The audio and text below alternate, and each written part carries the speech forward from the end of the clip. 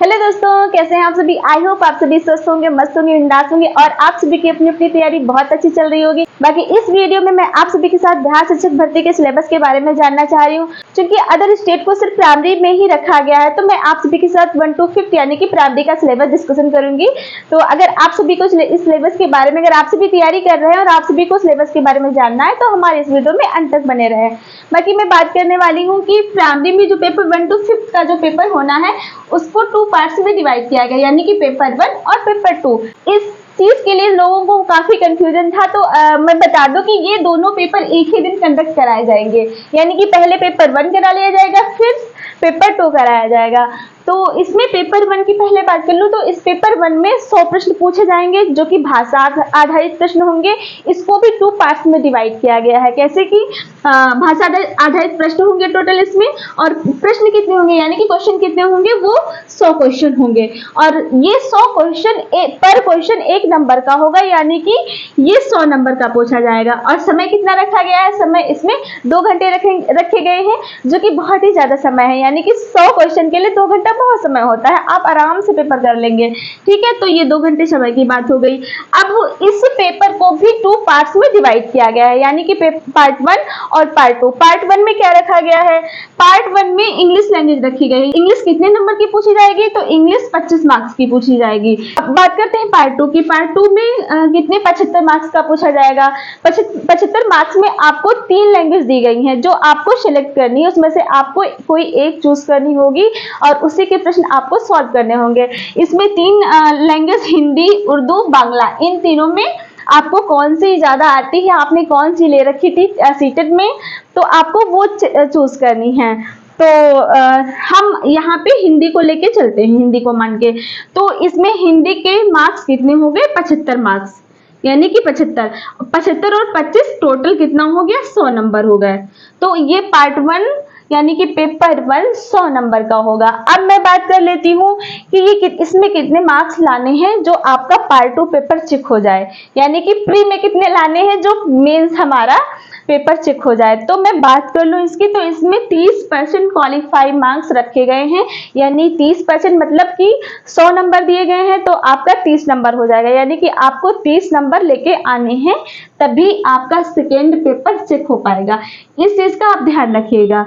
तो 30 नंबर यानी कि 75 हिंदी हो गया। आराम से आप कितनी भी किसी की इंग्लिश वीक हो, अगर वो थोड़ा बहुत एफर्ट डालता है तो वो 10 नंबर आराम से ले आएगा। और हिंदी में कुछ भी नहीं, अगर आप सभी एक बार पूरे रिवाइज कर ले और 1-2 बार प्रैक्टिस कर ले तो आपकी हिंदी भी आराम से हो जाएगी। तो आराम से आप 50 नंबर इसमें ला सकते हैं, कुछ भी नहीं। और वैसे भी इसमें कोई मार्क्स का है नहीं, क्योंकि ये मेरिट में तो जुड़ेगा नहीं, तो क्वालिफाइंग मार्क्स है, तो आपको 30 नंबर लाने हैं। और बात करूं, जैसे कुछ लोग पूछते हैं कि इंग्लिश में कितने मार्क्स चाहिए, तो आपका 1 नंबर हो, 2 नंबर हो, 0 नंबर भी हो तो भी कोई फर्क नहीं पड़ेगा, क्योंकि उसमें ये चीज दी नहीं गई है। बस ये हाँ जरूर बताया गया कि दोनों को मिला के 30 लाने हैं, तो उसमें ये चीज मेंशन नहीं की गई है, तो भी कुछ कह नहीं सकते हैं। बाकी इंग्लिश में कुछ मार्क्स अगर आप ले आते हैं तो अच्छी बात होगी, नहीं आते हैं तो भी कोई फर्क नहीं पड़ेगा, ये बात है। और बाकी मैं बात कर लूं पेपर 1 में निगेटिव मार्किंग की, तो पेपर 1 में मैं आपको बताऊं निगेटिव मार्किंग नहीं दी गई है, जो कि बहुत इजी हो गया। एक तो ये क्वालिफाइंग था और इसमें निगेटिव मार्किंग है नहीं, तो ये तो अपने आप में ही पहले से ही इजी था, और इन्होंने निगेटिव मार्किंग ना देके और भी इसको इजी बना दिया। तो ये आपका आराम से क्वालिफाई हो जाएगा, यानी कि इसमें बात करूं निगेटिव मार्किंग की तो ये नहीं है। ठीक है, ध्यान रखिएगा, ये बात हो गई। अब बात करते हैं पेपर 2 की, जो कि बहुत ज्यादा इंपॉर्टेंट है। पेपर 2 ही ये तय करेगा कि आपका सिलेक्शन होगा या नहीं होगा, यानी कि पेपर 2 से ही मेरिट बनेगी। ये बहुत ही ज्यादा इंपॉर्टेंट है, ठीक है, इस बात को ध्यान रखिएगा पेपर 2, क्योंकि यही आपको सिलेक्शन दिलाएगा। तो आपको इसमें जम के मेहनत करनी है, दबा के मेहनत करनी है, क्योंकि आपका सिलेक्शन इसी से होगा। मेरिट आपकी यहीं से बनेगी।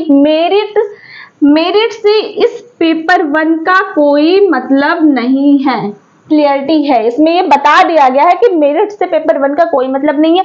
सिर्फ ये पेपर इसलिए कंडक्ट कराया जा रहा है कि क्या आपको लैंग्वेज की जानकारी है, बस ये जानने के लिए। बाकी अब मैं बात कर लूं पेपर 2 की, तो पेपर 2 में क्या है, पेपर 2 में टोटल ये जीएस पूछी जा रही है, यानी कि सामान्य अध्ययन, पूरे पेपर 2 में जीएस ही पूछी जा रही है। तो आपको जीएस का नॉलेज अच्छा खासा होना चाहिए और आपको जीएस अच्छे से तैयार करनी है, क्योंकि पूरा जीएस ही पूछ लिया गया है। और ये पेपर 2 पहले जो इन्होंने सिलेबस दिया था उसमें 150 मार्क्स का बताया था, बट अब जो चेंज होकर सिलेबस आया है वो 120 प्रश्न होंगे, 120 अंक के 120 प्रश्न होंगे। तो इसमें समय 2 घंटा दिया गया है, जो कि बहुत कम है, क्योंकि यार इसमें मैथ्स आपने दी है, रीजनिंग दी, मैथ्स और रीजनिंग जैसे क्वेश्चन के लिए और बाकी इतने सारे सब्जेक्ट, इसमें 2 घंटे कम है यार। इनको क्या करना चाहिए था, इसमें से माइनस कर देना चाहिए था यार, इसमें मेंशन कर देते, भले ही आप आधे घंटे 30 मिनट बढ़ाते, बट इनको बढ़ाना चाहिए था, इसमें से आप माइनस कर लेते, चलता। इसमें 1 घंटा भी बहुत था, 1 घंटा इसमें दे देते और इसमें टाइम 3 घंटा कर देते, तो फिर मौजा ही मौजा था। लेकिन 30 नहीं तो कम से कम 30 मिनट तो इनको बढ़ाना ही चाहिए था। विषय सारे टोटल मैं डिस्कशन कर रही हूँ, तो सबसे पहले मैं बात कर लूँ गणित, यानी कि इसमें लिखा गया है सिलेबस में प्राथमिक गणित। प्राथमिक गणित तो इन्होंने लिख दिया है, इसका मतलब यही नहीं है कि आपको सिर्फ 6 to 8 पढ़ना है, नहीं, आपको 10th तक की बिहार की जो सीआरटी की बुक है उससे पढ़ना है। और मैं आप सभी को बता दूं, मैथ्स की ही बात नहीं, इसमें जितने भी सब्जेक्ट मेंशन किए गए हैं, तो आप सभी कोशिश करिए हो सके तो आपको बिहार की एससीईआरटी से ये सारे सब्जेक्ट आपको पढ़ के जाने हैं। आप यकीन मानिए कि आपका सिलेक्शन हो जाएगा, आपका पेपर आराम से आप पेपर सॉल्व कर सकते हैं, यकीन मानिए। तो आपको बिहार की एससीईआरटी जरूर 10th तक पढ़नी ही पढ़नी है, ये मान के चलिएगा आप। उसके बाद में बात कर लूं मानसिक क्षमता परीक्षण। मानसिक क्षमता परीक्षण यानी कि रीजनिंग, ठीक है, तो रीजनिंग भी पूछी जाएगी। और हाँ, एक बात बताऊं आपको, इसका वेटेज नहीं बताया है इन लोगों ने, और ना तो किसी भी सिलेबस के टॉपिक बताए हैं। तो मतलब कि इन्होंने एक सब्जेक्ट बता दिया, उसका आपको पढ़ना है। तो आप क्या करेंगे, लोग परेशान है कि कैसे कितना क्या पढ़ें, तो मैं आपको बता दूं कि आपको क्या करना है कि जो बिहार का पिछला, जो बीपीएससी ने पहले पेपर शिक्षक भर्ती के कराए थे, वो आपको प्रीवियस ईयर देखने हैं कि कौन से टॉपिक से क्वेश्चन उठाया गया है, तो आपको वो सारे टॉपिक क्लियर कर लेंगे। और बाकी टीचिंग से रिलेटेड जितने एग्जाम होते हैं उसमें जो टॉपिक पूछे जाते हैं, मेन आप सभी को वो टॉपिक पढ़ लेने हैं और आपका पेपर हो जाएगा, इसमें कोई घबराने की जरूरत नहीं है। अब इसलिए आप सभी सीटेट दे के जा रहे हैं, तो आप सब चीजें समझ ही रहे होंगे, डीएलएड करे हैं, बीटीसी करे हैं, बीएड करे हैं, तो आप सभी जा रहे हैं, तो आप सभी ये सब चीजें समझ ही रहे होंगे। और बाकी मैं बात कर लूं, गणित हो गया, मानसिक क्षमता परीक्षण हो गया, बाकी अब मैं बात कर लूं सामान्य जागरूकता की, यानी कि करंट अफेयर्स। करंट अफेयर को आपको 3 पार्ट्स में समझना होगा, यानी कि पहला क्या होगा, पहला होगा बिहार करंट अफेयर, यानी कि आपको बिहार स्टेट की करंट अफेयर को जानना होगा। उसके बाद में दूसरा क्या होगा, कंट्री करंट अफेयर्स, यानी कि इंडिया की करंट अफेयर आपको जाननी होगी। तीसरा क्या होगा, वर्ल्ड का करंट अफेयर, यानी कि आपको पूरे विश्व का करंट अफेयर जानना है। तो करंट अफेयर का भी अपना एक अच्छा खासा इसमें रोल रहेगा, ठीक है। तो ये सब चीजें आप ध्यान रखिएगा। उसके बाद बात करते हैं सामाजिक विज्ञान की।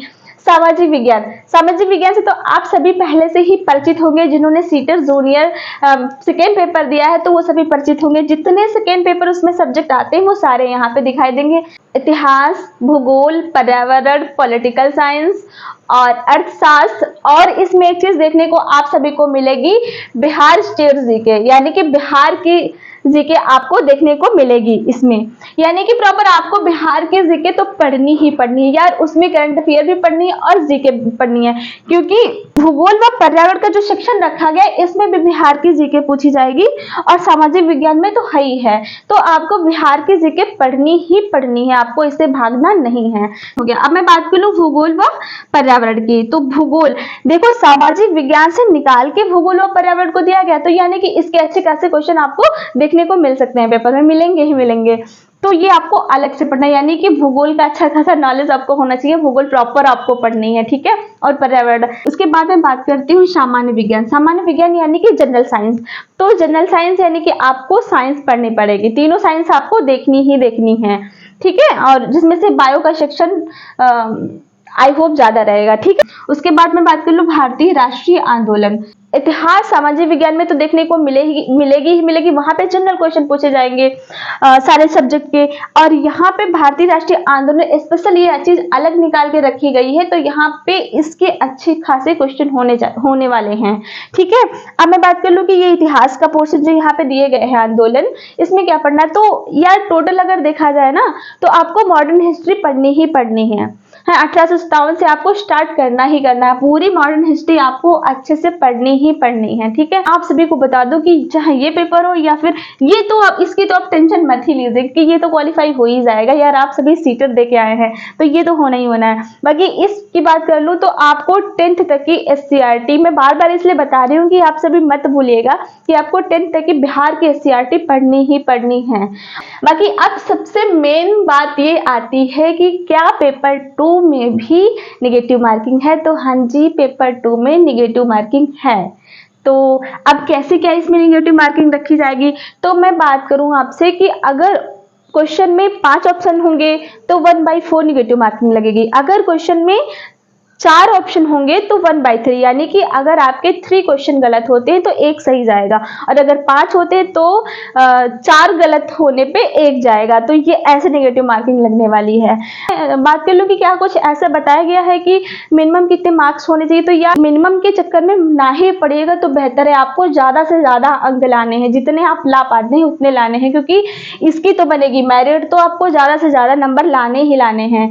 तो इन सब चीजों का विशेष ध्यान रखिएगा। ठीक है, और आपको पेपर 2 में जम के मेहनत करनी है, दबा के मेहनत करनी है, कोई टेंशन नहीं लेना है, एकदम फ्री माइंड से मेहनत करनी है। और बाकी अपना आराम से सारी प्रॉपर चीजें टॉपिक वाइज पढ़ते जाइए, टॉपिक वाइज नोट्स बनाए, अगर आपके पास नोट्स हैं भी तो वो रिवाइज करिए टाइम टू टाइम, और समय बहुत ज्यादा नहीं है। ठीक है, और एक बात मैं आपको बता दूं, इस पेपर को बहुत ज्यादा हल्के में भी मत ले लीजिएगा कि पता चले यही पेपर क्वालिफाई ना हो तो वो चेक ही नहीं होगा, आप उसमें कितने भी मेहनत कर लें। तो इसको भी देख साथ में लेके चलना है, इसको प्रॉपर रिवाइज करते रहना है। आई होप आप सभी को ये वीडियो समझ में आई होगी। बाकी जो मैंने बताया आपको उम्मीद करती हूँ कि सारी चीजें समझ में आई होंगी, क्लियर हुई होंगी। और अगर आपको कोई डाउट्स हैं तो आप सभी कमेंट करके पूछ सकते हैं। मैं पूरी कोशिश करूंगी कि आप सभी के कमेंट्स का रिप्लाई दूं। और इस वीडियो में यहीं तक, मिलती हूँ आप सभी को एक न्यू इन्फॉर्मेशन के साथ। तब तक के लिए बाय बाय, थैंक यू।